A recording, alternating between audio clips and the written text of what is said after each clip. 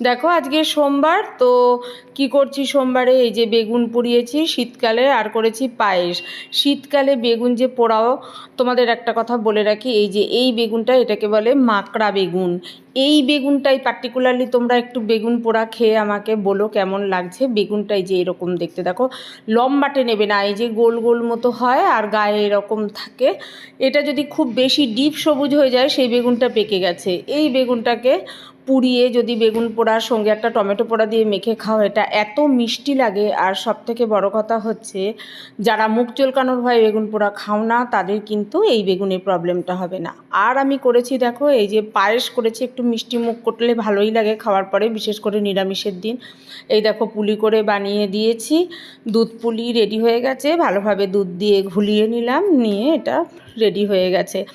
আর আছে আমি মটর ডালের টক ডাল করেছি, বেগুন পোড়া আর ব্রকলি ভাজা করেছি।